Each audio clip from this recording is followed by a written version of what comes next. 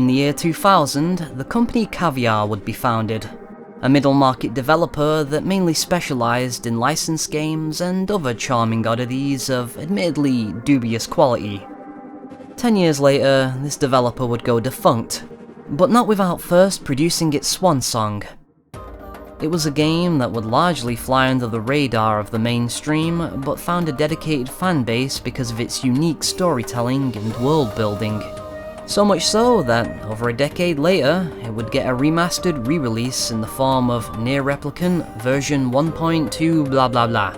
As I'm sure many of you are already aware though, the first NieR game, which is now quite a popular franchise thanks to its sequel, is not where the history of the series began.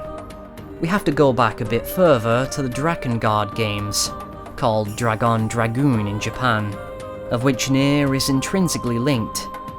Not just by way of continuity, but style and themes as well. They often seek to deconstruct the video game medium and force us to think about them from a different perspective.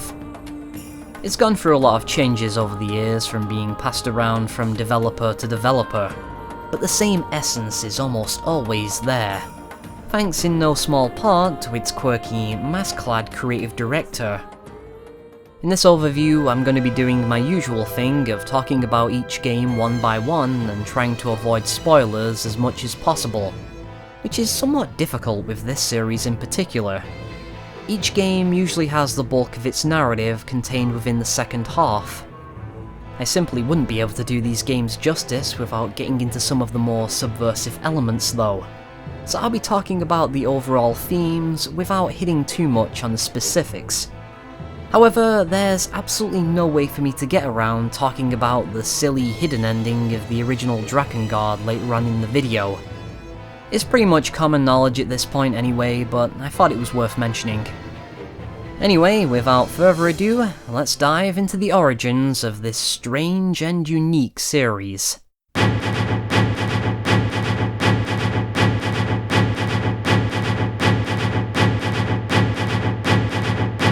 The initial pitch for Drakengard was conceived by Takuya Iwasaki while he was out drinking with Square Enix producer Takamasa Shiba. At the time, Iwasaki was working at Namco on the latest installment of another series I've previously done an overview of, Ace Combat, specifically the excellent Ace Combat 3 Electrosphere. Iwasaki proposed a game with Ace Combat style gameplay, but instead of fighter jets, the player would take control of a dragon. Shiba liked the idea, and together they became producers on the title at the aforementioned developer Caviar, which was comprised of many ex-Namco Ace Combat staff. They were the perfect team for the job, it would seem. However, Square Enix was impressed with the huge success of Dynasty Warriors 2 at the time, and Shiba pushed to have hack-and-slash elements incorporated into the game, something the team didn't really have much experience with. The results were highly flawed, as we'll get to shortly.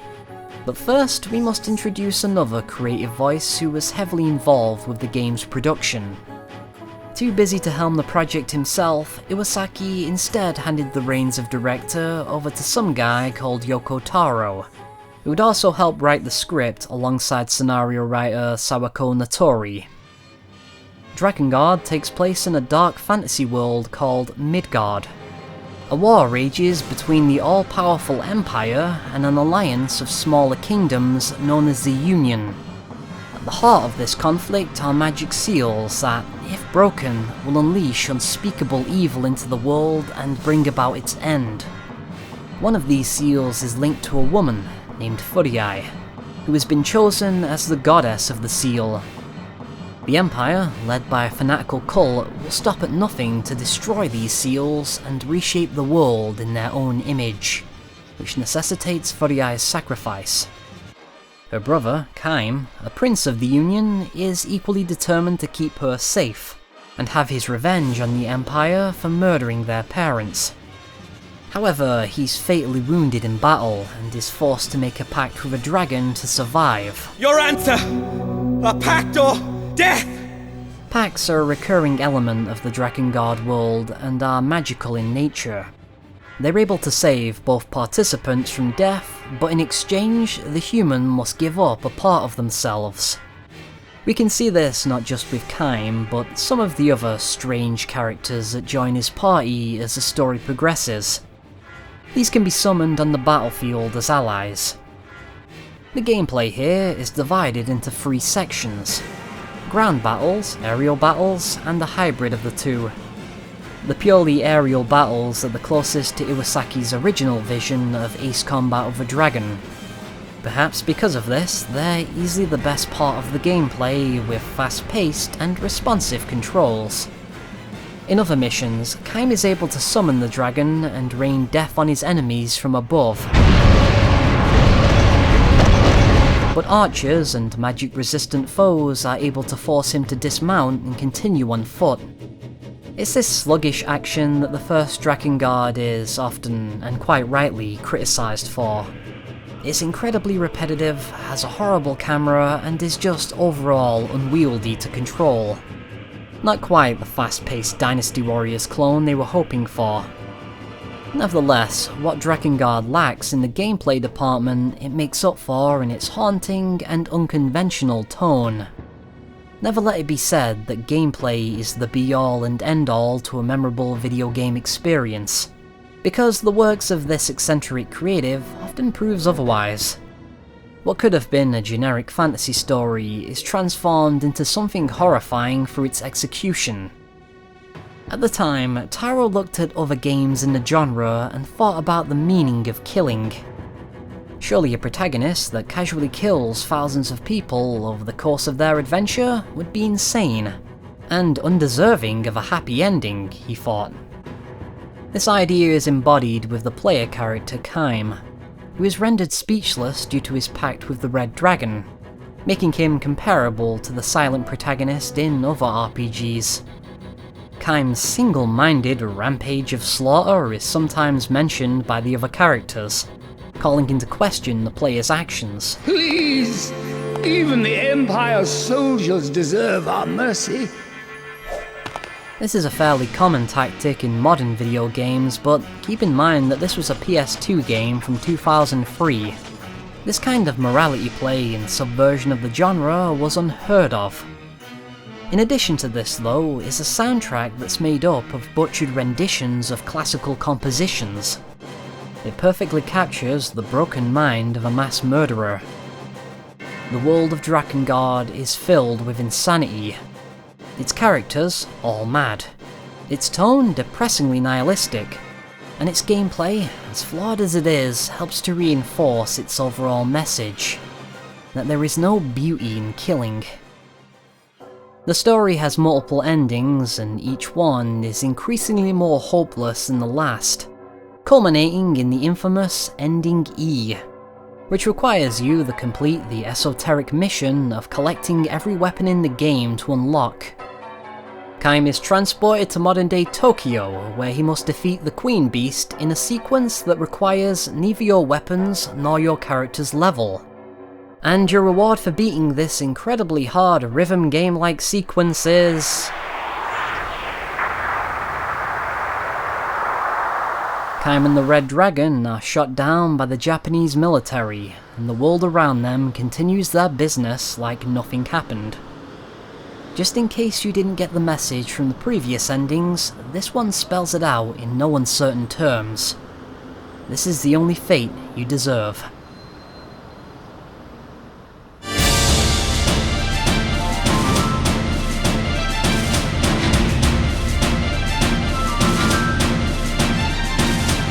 Despite its weirdness, the first Drakengard game sold well enough to get a sequel a couple years later. Square Enix felt it could do a lot better though, and suggested that the adult themes could be toned down a bit to accommodate a more mainstream audience. A lot of staff from the first game would return, but a notable absence is Taro as the director. Filling in the position is the man who acted as chief designer on the first game, Akira Yatsui, who, as the story goes, had a lot of creative differences with Taro. Their rivalry was immortalized in one of the weapon stories in this game. These are short vignettes tied to each weapon. Taro would later be brought in as a video editor on this sequel, but aside from this he had no involvement. While the first game revelled in its defiance of the medium, this one does nothing of the sort, and doesn't really do anything that you probably haven't seen in other games. Its story even continues from its predecessor's least grim conclusion, ending A, or at least a similar branch of it. It takes place 18 years later and follows a new protagonist, Noe, a young man with unique magical abilities who is a member of the Knights of the Seal, a group dedicated to protecting the 6 seals across the districts by any means necessary. However, in doing so, they've become just as oppressive as the empire they once destroyed. Noe is convinced to defect from the Knights by a woman named Mana, who seeks to end their tyranny once and for all by destroying the seals, unaware that she's reenacting her crime from 18 years ago. Fighting alongside them is the dragon Legna, who raised Noe, and depending on your place in the story, his childhood friends Eris and Yurik. These characters can be switched to in the middle of missions by equipping their weapons. This system replaces the allies from the first game, which only really serve to grant the player temporary invincibility anyway. Each character has their strengths and weaknesses. For example, Mana is great at dealing with magic users, but not the bigger armoured foes. The overall gameplay is a huge improvement over its predecessor. There's now a fully controllable camera, a decent parry mechanic, a much more fleshed out combo system, and a quicker overall pace to its action. Those looking for the unmistakable madness of the first game will be disappointed, unfortunately. As previously mentioned, Drakengard 2 is a much more upbeat take on the formula, and provides neither weirdness nor mechanical excellence. It straddles a line of mediocrity, unsure who to please and why people even liked its world to begin with. All of this has contributed to its status as a black sheep of the series. That's not to say it's a bad game or anything though. It's just not that interesting compared to the other games in this overview.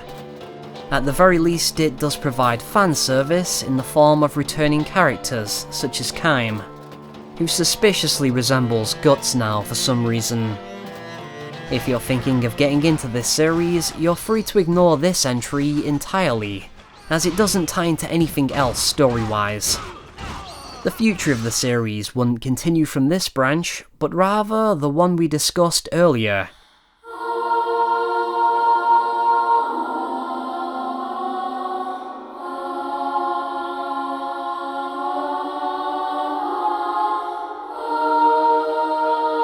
With Taro back in the director's seat, this next entry promised a return to form. A return of the weirdness, you might say. This game was originally conceptualized as Drakengard 3, but as its development progressed, it morphed into something mostly original. Hence the new title, NieR. The meaning of this word isn't fully understood, but Taro says it refers to a curse. It's also the name of the protagonist, who, depending on the version of the game, is either a father protecting his daughter or a brother protecting his sister. The former edition is known as NieR Gestalt, released in the West as simply NieR, and the latter is known as NieR Replicant, which wasn't released outside of Japan until its recent remake/remaster. This edition can be considered Taro's original vision though, as the version with the father was more of a Square Enix mandate to make the game appeal more to the Western market. At any rate, we'll be proceeding with Father NieR in the leading role, since that's the only version of the game I currently own. NieR takes place in the real world and follows on from Drakengard's ending E. We open on a man desperately trying to protect his daughter from hideous creatures known as Shades. Jump forward 1300 years and we find ourselves following the same characters, only this time in a medieval setting closer to Drakengard than our own. NieR's little girl, Yona, is stricken by a deadly disease that has already wiped out most of the population. One day, she ventures from the safety of her village to a place said to have the cure, but is captured and subsequently rescued by her father. In the process, he awakens a magical talking book called Grimoire Weiss, who agrees to aid him on his journey of finding a cure to Yona's condition. Unfortunately, Weiss has lost his memories and most of his magical arsenal, which is said to hold the key to doing just that. The sealed verses, as they're called, are collected over the course of the game and grant NieR new magical abilities to use during battle. They definitely add variety to the otherwise dull hack-and-slash gameplay. It's faster paced and more responsive than the PS2 titles, but still lags miles behind most other games in the genre, naturally. However, it's once again in its defiance of genre that we see its creativity shine. NieR introduces different genres into the mix, from elements of bullet hell shooters, text adventures, and even survival horror. There's also more of an emphasis on exploration and atmosphere, as opposed to just constant button-mashing hack-and-slash. Its soundtrack helps to reflect this change with some truly serene vocal tracks that help to bring life to its desolate world. It's an unconventional soundtrack for an unconventional game.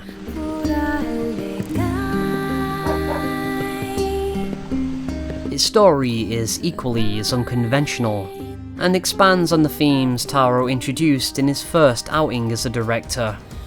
Since then, his ideas about the nature of killing have matured greatly. Influenced by the events of 9/11 and the war in Iraq, he came to the conclusion that you don't necessarily have to be insane to kill people, you just have to believe you're justified in doing so. A change in perspective makes all the difference, and this is a trick we see implemented in NieR, both literally in its use of different camera angles, and figuratively in its use of New Game Plus to sprinkle in new bits of context that were missing the first time around. NieR is much more successful in its mission to subvert the meaning of violence in video games, because now your actions have much more tangible consequences. After all, you can mow down an army of soldiers, but it doesn't amount to much unless you're invested in the individual. Needless to say, the characters of NieR are much more fleshed out than Drakengard's. Along the way, their party is joined by an aloof and foul-mouthed woman named Kaine, who is possessed by a shade, and a boy with eyes that can turn things to stone named Emile. Their stories are tinged with tragedy, of course, but certainly not nihilism. NieR has more of a heart, with a focus on friendship rather than bleak hopelessness. In this way, the game is much closer to what Drakengard 2 tried to do, only without losing its edge. Taro would prove with this game that his atypical direction was vital to the series, inseparable even, which leads us to the next game in this overview.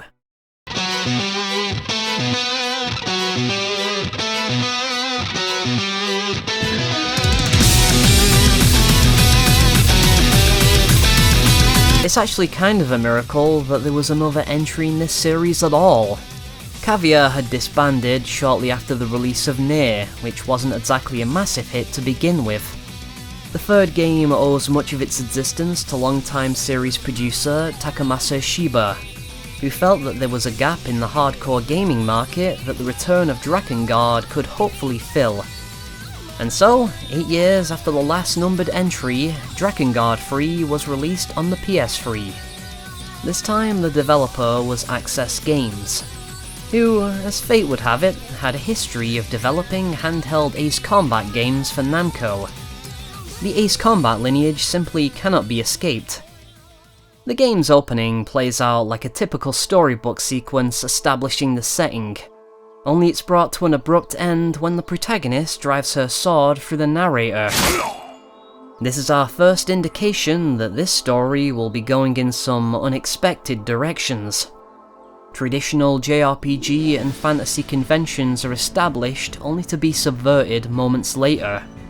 For example, a mighty and dignified dragon is introduced at the beginning of the game, much like in the first two Drakengard games. but he's promptly killed off and reincarnated as a young and naive dragon named Mikhail.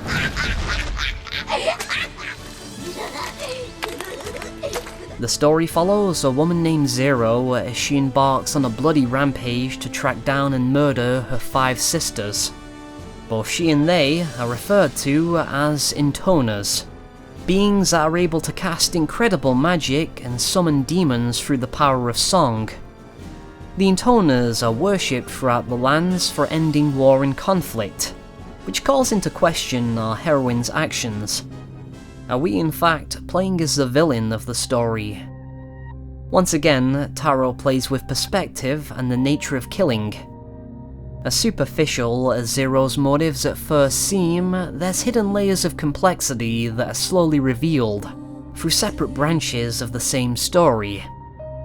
It's another play on the New Game Plus mechanic of other games. And yes, you must once again collect all the weapons to see the game's 4th and final ending. The gameplay here is much faster paced and certainly less clunky. It has more of a focus on linear level design that is constantly moving forward. When Zero has bathed in enough of her enemy's blood, she can activate Intoner mode, which makes her temporarily invincible, faster and stronger. It's a good move to unleash on some of the stronger enemies you'll encounter. It's now your greatest asset in battle, as you're no longer able to mount the dragon anymore like you could in 1 and 2, at least not during regular ground missions anyway. Controlling Mikhail is isolated to certain missions, such as boss fights and these on-rail sequences that kind of resemble Star Fox. He can be called in for assistance during regular missions too, but you don't take direct control of him.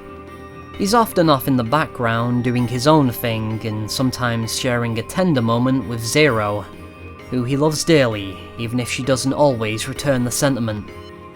Their dynamic is a much needed injection of innocence into a story dominated by sex, violence and hopelessness. The tone is now much more humorous about its dark themes though, at least where it needs to be. Enemies often speak during battles and get a little bit of characterization before being cut down by Zero. This feels less like a way to make you feel bad though, and more like the punchline to a joke. Regardless, it makes us reflect on violence in much the same way as the first game, only this time it's using sheer absurdity to go about it. Make no mistake though, Drakengard 3 is serious when it needs to be, and carries just as much of an emotional gut punch as its predecessor NieR. Speaking of which, there's an egregious amount of DLC for this game, such as costumes and music from previous games, and even prequel episodes where you play as the other Intoner sisters. This would be the final Drakengard game, at least for now. I don't want to date this video too much by saying there'll probably never be a Drakengard 4, but it's pretty clear at this point that NieR is the only one we'll be seeing going forward, thanks mainly to this next game in the overview.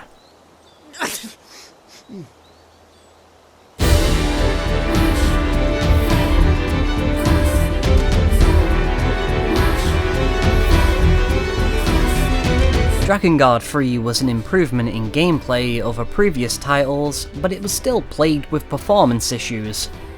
You might have noticed this recurring pattern with the series. Good ideas, interesting executions, but less than stellar gameplay that keeps it from reaching a wider audience. This will be addressed with the release of NieR Automata. This sequel to the first NieR would be helmed by Platinum Games, a studio with a long history of developing fluid, fast-paced hack-and-slash titles, which was exactly what the series needed. The story takes place thousands of years in the future and depicts an endless proxy war between androids, fighting on behalf of their human creators, and machines sent by alien invaders. We play as the cool and composed combat android 2B, as well as her inquisitive partner 9S. After their initial mission to Earth ends with both of their deaths, they're redeployed with new bodies at their base, the bunker. 2B retains the same memories, but 9S was unable to back his up in time, and thus no longer recalls most of the mission or his time with 2B. This event doesn't seem terribly important in the grand scheme of the plot, but it establishes the game's themes of existentialism and metaphysics. If 2B and 9S know that they can just come back from the dead, why are their final moments so dramatic? Are these really the same characters that we started the game with at all? Perhaps it's only 9S who's no longer the same, but this hinges the concept of the self solely on the possession of memories. What exactly makes them, for a lack of a better term, human? Or any of its characters for that matter, all of whom are trying to emulate humanity in some way or another? This question persists throughout the narrative and is explored in great detail, usually with reference to famous philosophical thought experiments. For its characters, we're forced to ponder these unanswerable questions ourselves. Its themes are grand, ambitious, and masterfully executed. It's the logical sequel to the original NieR thematically, given how its story plays out, and it builds on the gameplay mechanics introduced there in interesting ways. The bullet hell influence returns, and it's expanded upon to give 9S his own gameplay style. 9S is a scanner model android, and as such is not as efficient in melee combat as 2B. He can, however, hack into enemies and inflict damage to them, which is done through the shooter minigames. Your characters are highly customizable with the use of plug-in chips, which can buff stats and grant new abilities. They can be lost forever though if you die and then fail to retrieve your body. Once again, perspective is played with to give context to earlier scenes in the game. After the game is beaten with 2B, you go for it again as 9S with some additional scenes and sequences. After this is beaten though, an entirely new story is unlocked that concludes everything. This time, you don't have to collect all the weapons to see the definitive ending. But if you do, and upgrade them all, there's some post-game content that calls back to the first game. This is the one that a lot of people started with though, judging by its high sales numbers. And while it works perfectly fine as a standalone story, you do get more out of it if you've played the first NieR. It inherits its atmosphere, beautifully haunting soundtrack, and most importantly, its world.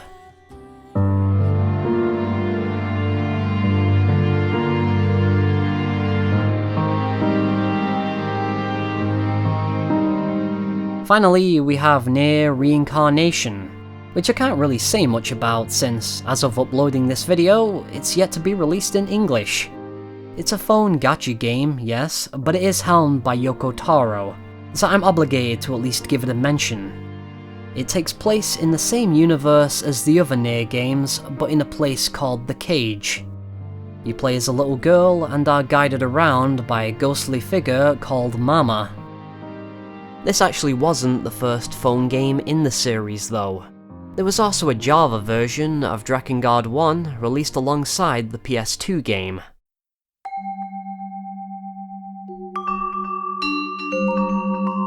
A lot of discussion of this series online is often focused around its complex lore, which is incredibly dense and confusing thanks in part to the amount of endings each game has. However, this stuff is supplemental and isn't required to understand the core message of the games. It seems like Taro loves confusing his fans, as the actual canonical events which each game follows sometimes isn't in the game at all. For example, Drakengard 3 is a prequel to the first game, taking place 100 years before its events, but none of its endings actually lead into that game's timeline. The canonical ending is instead told in an untranslated light novel. Something similar was done with NieR's timeline, where important bits of lore are contained within the grimoire NieR, a book only published in Japan. As you might expect, there are a ton of videos on YouTube going into greater detail about the lore than I have here. This was just a simple overview to give you a taste of each game and what they're about. Something you might be wondering is, what game do I even start with? Well, the logical answer is that you start from the beginning. Okay, not all of you may be able to stomach the gameplay, and that's fine. You might be tempted to just skip Drakengard altogether and jump straight into NieR, which is fair enough. And with the remaster releasing soon, that route has become easier than ever. It seeks to improve the gameplay and update the graphics, making it an easier game to go back to for fans that started with Automata. I don't have it yet though, so maybe this remaster is a complete disaster and you should all ignore it altogether, who knows. All I know is that you should throw caution to the wind and let yourself be taken in by a strange game by a very strange game developer. 横尾さん